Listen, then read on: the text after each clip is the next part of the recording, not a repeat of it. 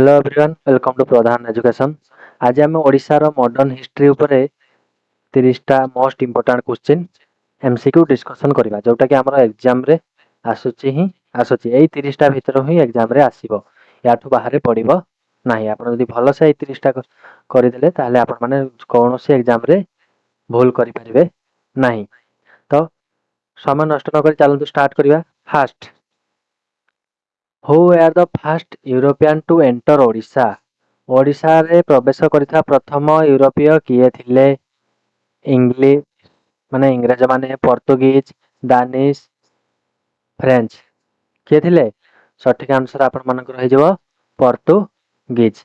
Next question, the Portuguese trade centre at Baleshwar was located near which river? Baleshwar ठारे थिबा पोर्तुगीज वाणिज्य केंद्रटी केउ नदी निकटरे अवस्थित थिला? महानदी, बुढ़ाबलंग, ब्राह्मणी, ऋषिकुल्या। महानदी तो बालेश्वर आड़े जाई नाही। बुढ़ाबलंग, ब्राह्मणी, ऋषिकुल्या तो हमर कोठी फुलबाणी रे अछि बाहरी छी। तो एई दुईटा भितर कोडा हबो आंसर गेस करंतु। हां सठिक आंसर टा कोन हो जबो बुढ़ाबलंग। सॉरी स्पेलिंग मिस्टेक टी अछि।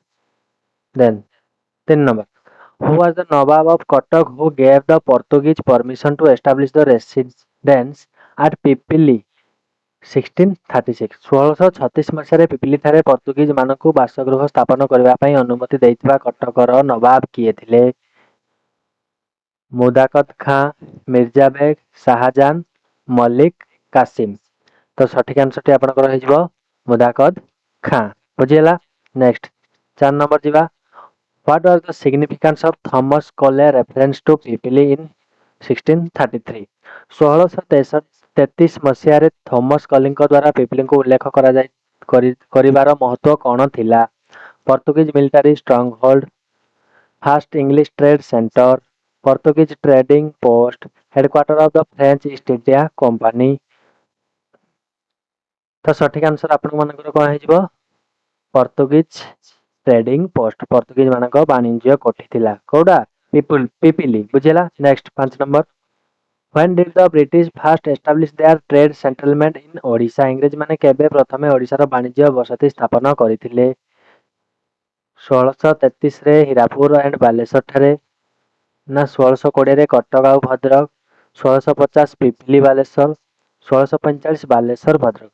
सठिक आंसर आपण मानकर हे जिवो 1633 हिरापुर आउ बालेश्वर ठारे। Next, which Mughal emperor was in power when the British established in their first settlement in Baleswar district? Baleshwar जिल्ला रे प्रथम ब्रिटिश बसति स्थापन हेबा समय केउ मुगल सम्राट शासन करुथिले? अकबर, जहांगीर, शाहजहां, औरंगजेब। तो आपण मानक सठिक आंसर हे जिवो शाहजहां। बुझियला। Next, where did the Dutch establish their first factory in Odisha? Dutch माने ओडिसा रे सेमानकर प्रथम कारखाना केउठारे स्थापन करिथिले? बालेश्वर ठारे, ना पिपिली ठारे, ना कटक ठारे, ना हरिपुर ठारे। तो आपण मानकर सठिक आंसर हे जिवो पिपिली ठारे। बुझिला। Next question, in which year the Danish establish their first trade factory in Baleshwar? Danes माने केउ वर्ष बालेश्वर रे सेमानकर प्रथम वाणिज्य कारोबार स्थापना करथिले? 1630, 1636, 1645, 1670। तो सठिक आंसर आपण मानकर हे जिवो 1636। बुझिला। Which French ship first came to Baleswar in 1663 and who was its commander? 1663 मसीह प्रथम फ्रेंच जहाज केउंटी बालेश्वर को आसीथिला एवं एहार अधिनायक किए थिले? लॉरिएंट Xavier, Flamand and Malik Qasim, ला कोरेन एंड थॉमस काली, ले Saint Louis and Pierre Dupleix. तो आपण मानकर सठिक आंसर हे जिवो ऑप्शन बी फ्लामंड and Malik Qasim. Then 10 number जिबा, after which battle did Shah Alam द्वितीय grant the Diwani rights to the East India Company? केउं युद्ध पर शाह आलम द्वितीय ईस्ट इंडिया कंपनी को दीवानी अधिकार प्रदान करिथिले? सेकंड एंग्लो मैसूर वार, ना फर्स्ट एंग्लो मैसूर वार, ना बैटल ऑफ बक्सर, ना बैटल ऑफ पलासी। तो आपण मानकर सटीक आंसर हे जिवो battle of Buxar. Next question, where did the French East India Company establish its factory in Odisha? French East India Company Odisha रे सेमानक प्रथम कारखाना केउठारे स्थापन करथिले? एटा most important option A Cuttack, option B Bhadrak, option C Baleshwar, option D Puri. तो आपण मानकर सठिक आंसर हो जिवो बालेश्वर ठारे बुझिला। Next, which Nizam gifted the northern circars to British East India Company in 1765। 1765 मसीह केउ Nizam British East India Company को उत्तर सरकार उपहार देइथिले? Nizam of Hyderabad, Nizam of Bengal, Nizam of Ayodhya, Nizam of Berar. तो सठिक आंसर आपण मानकर रहि जिवो निजाम ऑफ हैदराबाद बुझिला। 13 number, under which governor general was British rule first establish in Odisha? केउ गवर्नर जनरल को अधीन रे ओडिशा प्रथमे ब्रिटिश शासन प्रतिष्ठा होइतिला? Lord Dufferin, Lord Wellesley, Lord Linlithgow, Lord Clive. ठीक आंसर एठी हे जिवो लॉर्ड क्लाइव बुझिला। Next, Robert Clive in 1765 acquired the Diwani rights of Bengal, Bihar and Odisha from 1765 मसीह रॉबर्ट क्लाइव काहाठारु बंगाला बिहार ओडिशार देवानी अधिकार हासिल करथिले? हैदर अली ना शाह आलम सेकंड, शाह आलम फर्स्ट, औरंगजेब। तो सठिक आंसर शाह आलम सेकंड बा शाह आलम द्वितीय। 15 number, Where did the first Odisha settlement in Odisha takes place? ओडिशार प्रथम ब्रिटिश बसति केउठारे स्थापित हेतिला? ए पुरी, बी हरिशपुर, सी कटक, डी भुवनेश्वर। तो सठिक आंसर आपण मानकर कहि जिवो हरिशपुर ठारे बुझिला। कमेंट रे जणेबे हरिशपुर टा केउ डिस्ट्रिक्ट अंडर रे जाउची? Colonel Harcourt led the operation for capturing. Colonel Harcourt केउ अंचल को अधिकार करबा पई अभियान रो नेतृत्व नेथिले? Cuttack and Baleswar, Baleswar and Puri, Sambalpur and Cuttack, Cuttack and Puri. तो सठिक आंसर आपण मानकर हे जिवो कटक एंड बालेश्वर बुझिला। 17 number, When did the Barabati fort fall into the hands of the British? Barabati दुर्ग केबे ब्रिटिश मानको हाथ को जाइथिला? 1798, 1800, 1803, 1812। तो आपण मानकर सठिक आंसर हे जिवो 1803 मसिया रे। The Treaty of Deogaon is related to Deogaon चुक्ति केउ अंचल सहित संपर्कित? संबलपुर, पुरी, कटक, गंजाम। तो सठिक आंसर आपण मानकर Cuttack. Baleshwar was capture by which British general? केउ ब्रिटिश सेनाध्यक्ष द्वारा बालेश्वर अधिकृत होइतिला? कैप्टन मॉर्गन, लॉर्ड तो यांको लगेबा पई खराब लागछि छाड़, वेलेस्ली, कॉर्नवालिस, वारेन हस्टिंग। तो सठिक आंसर आपनकर हे जिवो कैप्टन मॉर्गन बुझिला। काहे कि लॉर्ड लगेबा पई खराब लागछि? एमाने निज को भगवान वाली भावते आमे दुनिया रे गोटी ही भगवान से होते हमर प्रभु जगन्नाथ तांको छडा आउ आमे कोनोसी मनीष आगरे लड़ लगेबा पई चाहू नै बुझिला। नेक्स्ट जिबा, in which year was Sambalpur annexed under doctrine of lapse? स्वत्व विलोप नीति अधीन रे संबलपुर को केउ वर्ष ब्रिटिश साम्राज्यभुक्त करा जायतिला? 1849, 1850, 1847, 1852। तो सठिक आंसर आपनकर हे जिवो 1849।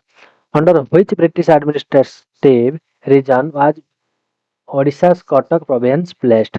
ओडिशा कटक प्रदेश केउटी ब्रिटिश प्रशासनिक अंचल अधीन रे रखा जायतिला? Ganjam, Koraput, Bengal presidency, Madras presidency, central province. तो आपनकर हे जिवो आंसर टा कोन बेंगाल प्रेसिडेंसी अंडर रे बुझिला। Then 22, which city become the headquarter of southern division after 1816?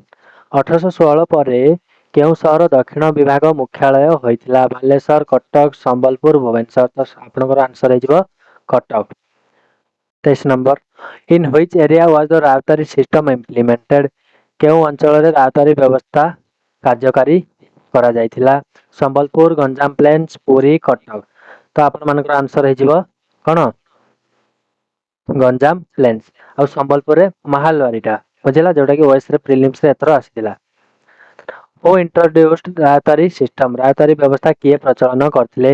McKenzie, Alexander, Thomas Munro and Alexander, Cornwallis and Robert Clive, Mackenzie and Thomas Munro. तो सठिक answer आपण मानकर हे जिवो Thomas Munro and Alexander Read. 25 number, where was the mahalwari system implemented in Odisha? आपण को कहितली तो एटार सठिक आंसर हे जिवो पुरी, संबलपुर, गंजाम, कटक मध्यरु संबलपुर बुझिला। Who formalised the mahalwari system through regulation 7 of 1822? 1822 22 ରେ ରେଗୁलेशन 7 ମାଧ୍ୟମରେ ମାଲଗାଡ଼ି ବ୍ୟବସ୍ଥାକୁ କିଏ ଆନୁଷ୍ଠାନିକ ରୂପ ଦେଇଥିଲେ? Thomas Munro, Holt Mackenzie, Robert Clive, Alexander Read. ତ ସଠିକ ଆନ୍ସର ଆପଣମାନଙ୍କର ରହିଯିବ ହଲ୍ଟ ମେକାଞ୍ଜି। ଗୌନ୍ତିଆ, ବିର୍ତିଆସ ଏଣ୍ଡ ଉମର ୱେୟାର। ଗୌନ୍ତିଆ, ବିର୍ତିଆ ଏବଂ ଉମାର କଣ ଥିଲେ? Types of land ownership, revenue collector under mahalwari system, types of land settlement and category of farmers. तो एटा आपण मन रही revenue collector under mahalwari system. बुझला। Who is called the great nationalist of Odisha during 1857 revolt. एटा समस्त जानछंती 1857 मसिहार विद्रोह समय ओडिशार महान जातीयतावादी नेता काहाकू कुआ जाय? जयराज गुरु, वीर सुरेंद्र साय, सुरेंद्र दास, बक्सी जगबंधु। तो आपण मानकर आंसर है Veer Surendra Sai. Surendra Sai revolt against the British from which region. Surendra Sai केउ अंचल ब्रिटिश मानक विरोध में विद्रोह करथिले? पुरी, कटक, केन्दुझर, संबलपुर। तो आपण मानकर आंसर है संबलपुर। बुझेला। Odisha was affected by Naanka famine during. Odisha केउ समय मध्य नौंक दुर्भिक्ष द्वारा प्रभावित होता? 1866 रु 67, 1780 रु 85, 1832 रु 36, 1698 रु 1701। सठिक आंसर है 1866 रु 67। The post Naanka era brought massive change in art and literature, ना art and craft, poetry and literature, ना एजुकेशन एंड लिटरेचर। कला साहित्य ना कला एवं हस्तशिल्प, ना मुन्नय शिल्प, ना साहित्य, शिक्षा एवं साहित्य। तो सठिक आंसर है आपण मानकर शिक्षा एवं साहित्य। एटा गोटे आसला who was the first disciple of Mahima Gosain. महिमा गोसाई प्रथम शिष्य किए थे? सारला दास, गोविंद दास, भीम भई, मधुसूदन दास। एटा गोटे कमेंट रे आंसर देबे। एटा आपनको पई छाडी देली। आ एटा गोटे देखि दंतु which are the contribution of Christian missionary in Odisha. एटा ट्राई करिवे। एटा भी कमेंट रे आंसर देबा पई चेष्टा करिवे। तो आपण मानको क्लास भल लागले लाइक कमेंट शेयर करबे। धन्यवाद। जय जगन्नाथ। नेक्स्ट क्लास रे हमें आउरी नुआ सब्जेक्ट एमिति किछि आनिबा।